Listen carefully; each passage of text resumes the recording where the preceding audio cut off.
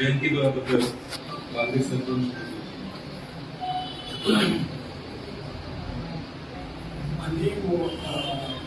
माननीय आयुक्त महोदय,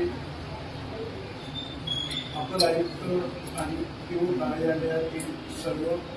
म्हणजे बांधवांसमोर मी आपल्याला आज म्हणजे दोन शब्द सांगताय. बघा, वसंतराव फुलसिंग नाईक यांचा जन्म पुसद तालुक्यात माहुली या गावामध्ये झालेला आहे. त्यानंतर प्राथमिक शिक्षण त्या ठिकाणी होऊन ते अमरावतीला काही शिक्षण झाल्यानंतर पुढे ते नागपूरच्या कॉलेजमध्ये ऍडमिशन घेतलं. ऍडमिशन घेतल्यानंतर तिथे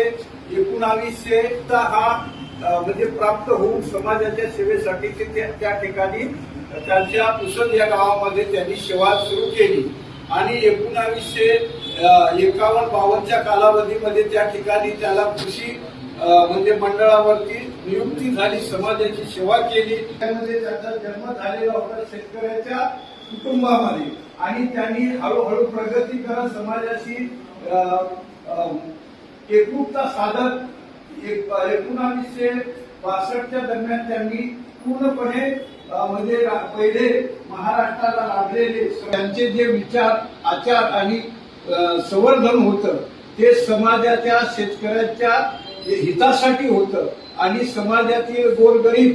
हा पुढे गेला पाहिजे. त्यासाठी क्रांतिकारक निर्णय घेतले आणि 1972च्या